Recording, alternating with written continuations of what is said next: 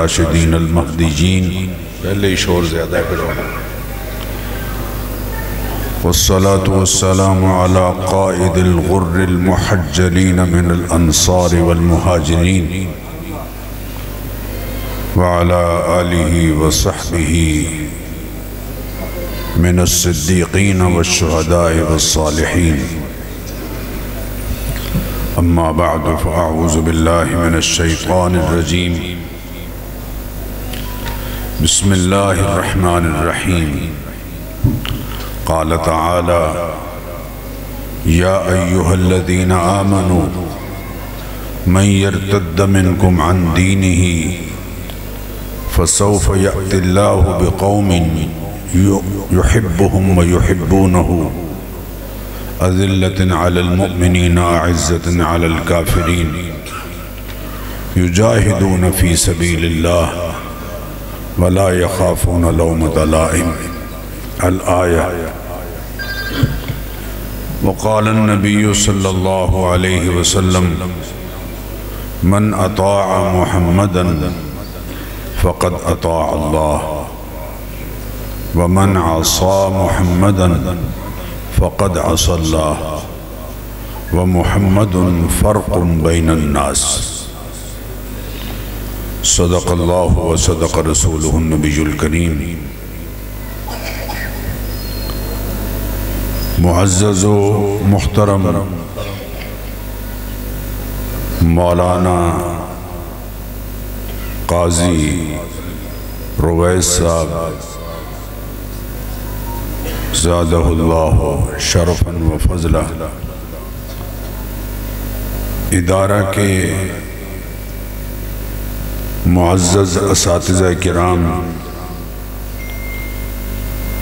اس جامعہ کی انتظامیہ کے اہم ارکان معزز بزرگوں دوستوں اور طلبہ بھائیوں ساتھیوں میں سب سے پہلے بخاری شریف کی تکمیل کے شرف سے مشرف ہونے والے ان عزیز طلبہ کو مبارکباد پیش کرتا ہوں۔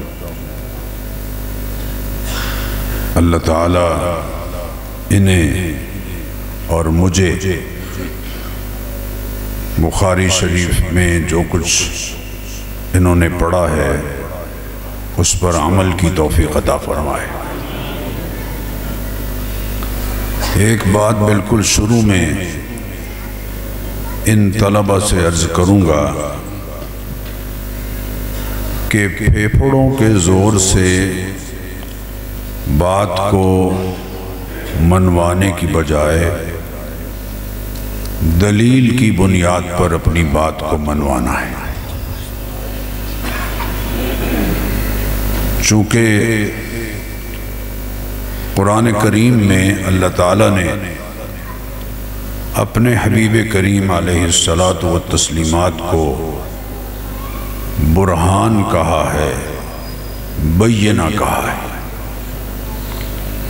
لم یکن الذین کفروا من اہل الکتاب والمشرکین منفکین حتی تأتیہم البینہ رسول من اللہ یا ایہا الناس قد جاءکم برہان من ربکم وانزلنا الیکم نورا مبینا۔ جس دور سے آپ اور ہم گزر رہے ہیں یہ شدید فتنوں کا دور ہے۔ پوری دنیا میں سب سے زیادہ پھیلنے والا مذہب ریشنلزم ہے۔ ریشنلزم عقلیت پسندی۔ ہمارے ہاں معتزلہ ابتدائی دور کے ریشنلسٹ گزرے ہیں، لیکن آج کے ریشنلزم میں جی میں خود آہستہ کم چاہ رہا ہوں، میں کم چاہ رہا ہوں، اچھا کاٹا رہے اچھا۔ آج کے ریشنلزم میں سو کالڈ جدید اداروں کے ذریعے طلبہ کے ذہنوں میں یہ بات ڈالی جا رہی ہے کہ جو میری عقل میں آئے گا میں اسے مانوں گا، جو میری عقل میں آئے گا میں اسے مانوں گا۔ حالانکہ شور بڑھ گیا ہے، حالانکہ جی ٹھیک ہے، حالانکہ ہماری جتنی ایمانیات ہیں وہ سب کی سب ماورائے عقل ہے، میٹافیزیکل۔ اللہ کی ہستی، فرشتوں کا وجود، قیامت کا پیش آنا اور جنت اور دوزخ کا عقیدہ، یہ سب حقائق ہیں، یہ حقیقتیں ہیں یقیناً، لیکن یہ ماورائے عقل ہے، خلاف عقل نہیں، ماورائے عقل ہے۔ ان کی خبر ہمیں عقل کلی کے حامل انبیاء علیہم الصلاۃ والتسلیمات، جن کے لیے اللہ نے قرآن کریم میں فرمایا اِلَّا مَنِ ارْتَضَى مِن رَّسُولٍ فَإِنَّهُ يَسْلُكُ مِن بَيْنِ يَدَيْهِ وَمِن خَلْفِهِ رَصَدًا، جن کے لیے اللہ تعالیٰ نے جو حفاظتی نظام مقرر کر رکھا تھا تاکہ وحی کی امانت ہمیشہ کے لیے محفوظ رہے، انہوں نے یہ عقائد ہم تک پہنچائے۔ نبی کریم علیہ الصلاۃ والتسلیمات کے ارشادات یہ بخاری شریف کے ذریعے بلکہ حدیث کی جتنی کتب ہیں ان کے ذریعے ہم تک پہنچے۔ تو اس ریشنلزم میں، عقلیت پسندی میں ایک بڑا ہتھیار لوگوں کو یہ دیا جا رہا ہے کہ ہم بس قرآن کی مانیں گے، وہ مانیں گے جو قرآن میں ہے۔ یوں انکار حدیث کا فتنہ بہت تیزی سے پھیلتا جا رہا ہے، حالانکہ میرے جملے پر غور کیجئے کہ قرآن کا قرآن ہونا بھی حدیث سے ہی ثابت ہے۔ کس نے بتایا ہے کہ سورہ بقرہ قرآن کا حصہ ہے؟ کس نے بتایا ہے کہ سورہ کوثر قرآن کریم کا حصہ ہے؟ قرآن کی قرآنیت اور قرآن کا قرآن ہونا یہ حدیث رسول اللہ صلی اللہ علیہ وسلم کے ذریعے سے ہمیں معلوم ہوا ہے۔ اس لیے آپ لوگوں کو بتائیں کہ نبی کریم علیہ الصلاۃ والتسلیمات کی ذات عالی پر ایمان صرف اتنا کافی نہیں ہے کہ ہم کہیں لا الہ الا اللہ محمد الرسول اللہ۔ یہاں ایک بات اور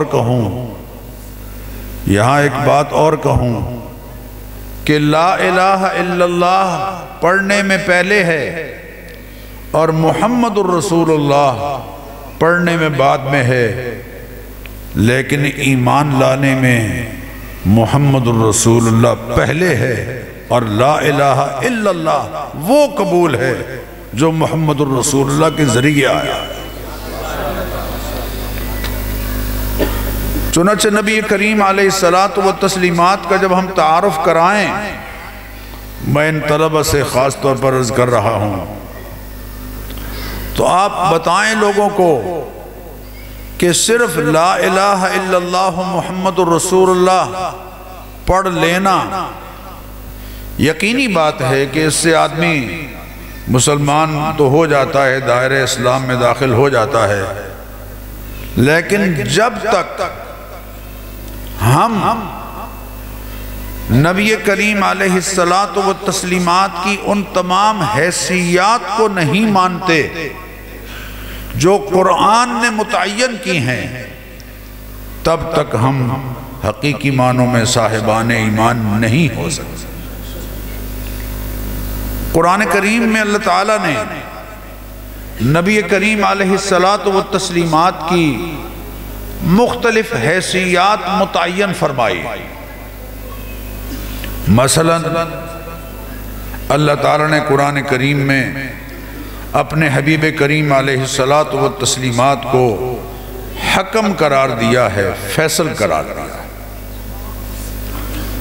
اور فرمایا کہ فَلَا وَرَبِّكَ لَا يُؤْمِنُونَ حَتَّى يُحَكِّمُوكَ فِي مَا شَجَرَ بَيْنَهُمْ، اے حبیب جب تک یہ اپنے جھگڑوں میں، اپنی عدالتوں میں، اپنے کورٹس میں، اپنی پنچایتوں میں، اپنے جرگوں میں آپ کو حکم نہیں مانتے، آپ کو فیصل نہیں مانتے، آپ کے رب کی قسم ہے کہ ہم ان کے ایمان کو نہیں مانتے۔ فَلَا وَرَبِّكَ لَا يُؤْمِنُونَ۔ مولانا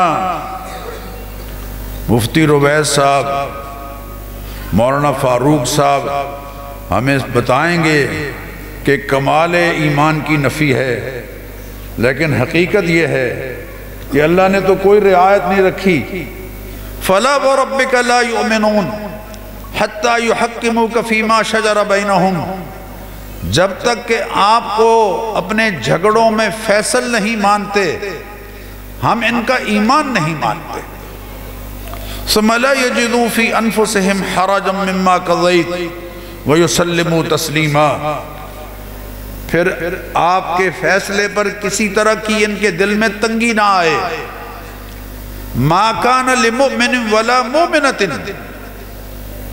إِذَا قَضَى اللَّهُ وَرَسُولُهُ أَمْرًا أَن يَكُونَ لَهُمُ الْخِيَرَةُ مِنْ أَمْرِهِمْ، کسی مومن مرد کو اور کسی عورت کو اس بات کا اختیار باقی نہیں رہتا کہ جب اللہ اور اس کے رسول کا، اللہ کے رسول کا فیصلہ آ جائے، اللہ اور اس کے رسول کا فیصلہ آ جائے تو پھر وہ یہ کہیں کہ میری مرضی اور میری رائے یہ ہے۔ یہ جیسے جیو، جیسے چاہو جیو، یا میرا جسم میری مرضی، یہ ہمارا نعرہ نہیں ہے،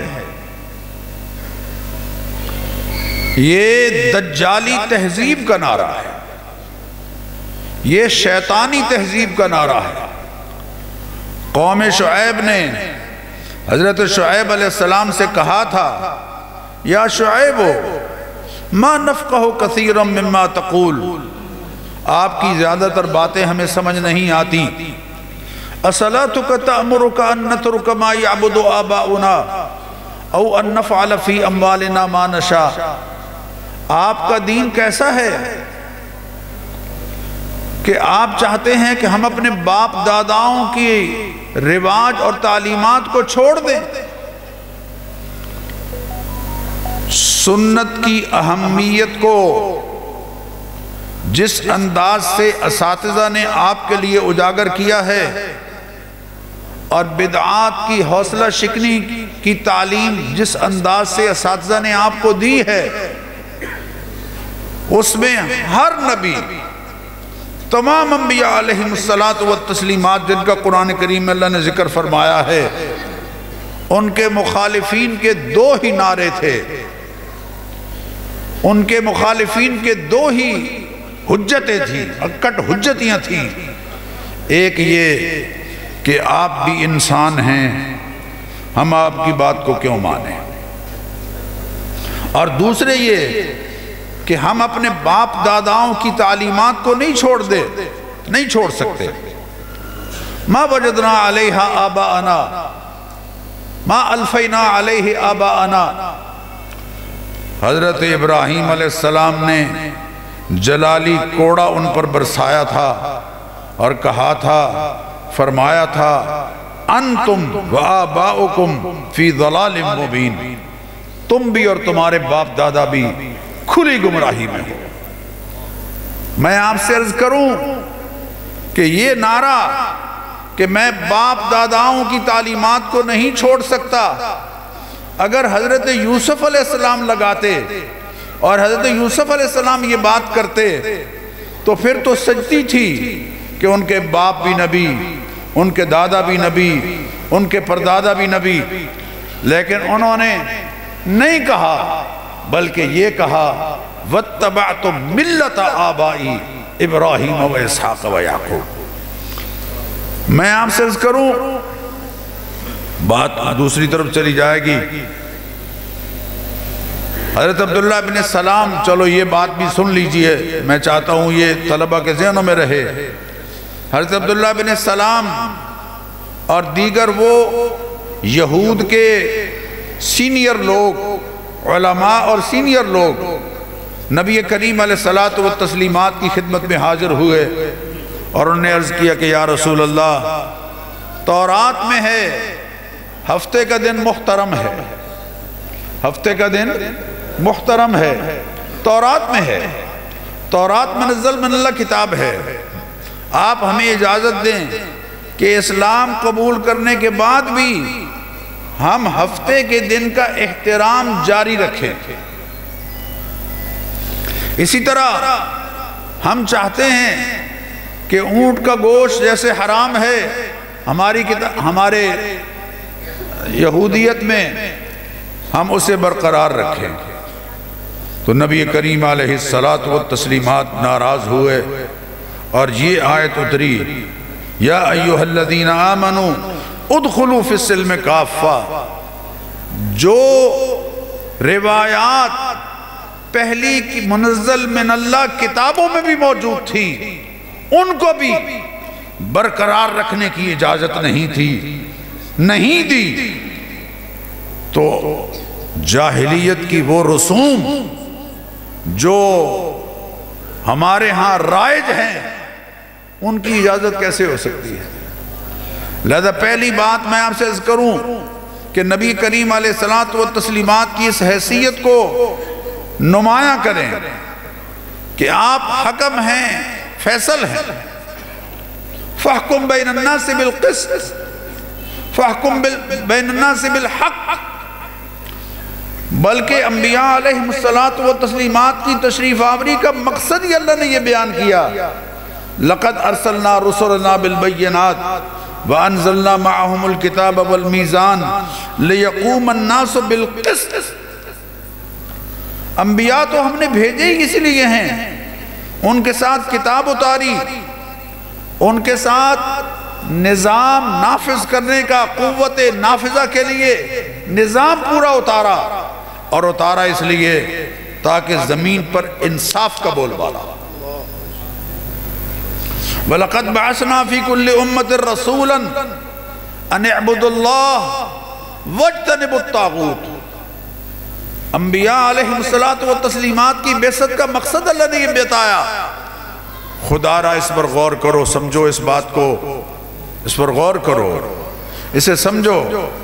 وَلَقَدْ بَعَثْنَا فِي كُلِّ أُمَّةٍ رَسُولًا، ہم نے پہلی امتوں میں جتنے رسول بھیجے ہیں ان کو یہ مشن دیا، اور نبی کریم علیہ الصلاۃ والتسلیمات نے اس مشن کی تکمیل کی۔ ان اعبدوا اللہ، کہ عبادت کے لائق کون ہے، عبادت کے لائق کون ہے؟ میرے شیخ حضرت پیر سیف اللہ خالد صاحب رحمہ اللہ، اللہ ان پر کروڑوں نعمت نازل فرمائے، وہ پھر یہاں جب یہ بات آتی تھی تو وہ دہرایا کرتے تھے کہ بیٹے دینے والا کون ہے؟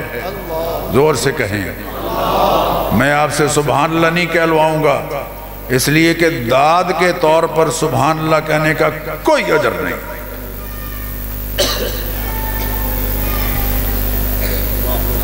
داد کے طور پر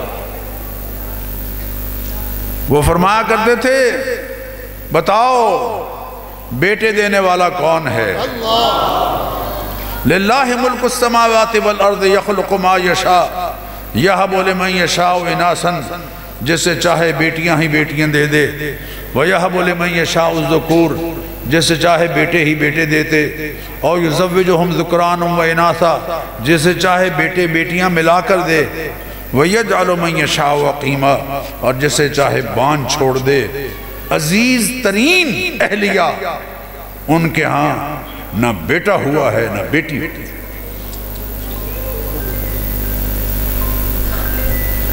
آئیے آپ صاحب ماشاءاللہ تشریف لائے ہیں، تشریف لائے ہیں.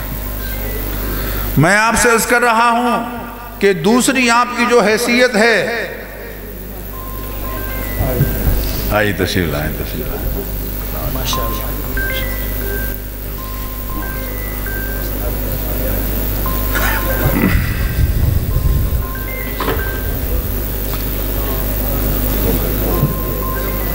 چلو تھوڑی دیر کے لیے میری تو توجہ رکھو، میں اپنی بات مختصر کرتا ہوں. آپ کی دوسری حیثیت آپ کا خاتم النبیین ہونا ہے.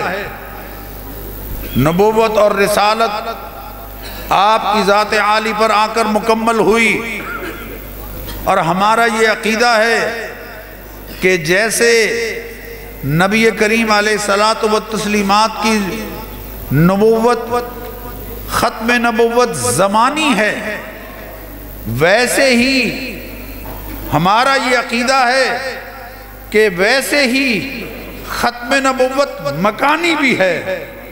جیسے زمانے کے لحاظ سے آپ صلی اللہ علیہ وسلم آخری نبی اور رسول ہیں، ایسے مرتبے کے لحاظ سے بھی آپ سب سے بلند و بالا ہیں. انبیاء علیہم الصلاۃ والتسلیمات وَكُلًّا فَضَّلْنَا عَلَى الْعَالَمِينَ، ہم نے ان سب کو جہانوں پر فضیلت عطا فرمائی. یہ انہم عندنا لمن المصطفین الاخیار، یہ چنی ہوئی ہستیاں ہیں. لیکن ان اللہ اصطفیٰ من ولد ابراہیم اسماعیل، اللہ نے اولاد ابراہیم میں سے اسماعیل کو چنا، اور اولاد اسماعیل میں سے بنو کنانہ کو چنا، بنو کنانہ میں سے قریش کو چنا، اور قریش میں سے بنو ہاشم کو چنا، اور بنو ہاشم میں سے محمد الرسول اللہ کو چنا ہے. جو ساری کائنات میں سب سے زیادہ مصطفیٰ اور مجتبی ہستی سید کائنات جناب محمد الرسول اللہ. یہ ان کا کرم ہے کہ ان کے صدقے سے، ان کی اجتبائی کے صدقے سے اللہ نے اس امت کو بھی مجتبی بنا دیا. وَاجْتَبَاكُمْ وَمَا جَعَلَ عَلَيْكُمْ فِي الدِّينِ مِنْ حَرَجٍ، اور ان کی استفائی کے صدقے سے اس امت کو مصطفیٰ بھی بنا دیا. ثُمَّ أَوْرَثْنَا الْكِتَابَ الَّذِينَ اصْطَفَيْنَا مِنْ عِبَادِنَا. تیسری آپ کی حیثیت، آپ کا قرآن کریم، جس کے لیے میں ساری بات لا رہا ہوں، آپ کا قرآن کریم کا مفسر اول ہونا ہے. قرآن کریم کے مفسر اول کون ہیں؟ سید کائنات جناب محمد الرسول اللہ صلی اللہ علیہ وسلم. اور یہ منصب اللہ نے اپنے حبیب کو خود سونپا ہے. وَأَنزَلْنَا إِلَيْكَ الذِّكْرَ، اے حبیب ہم نے آپ کی طرف قرآن اتارا ہے.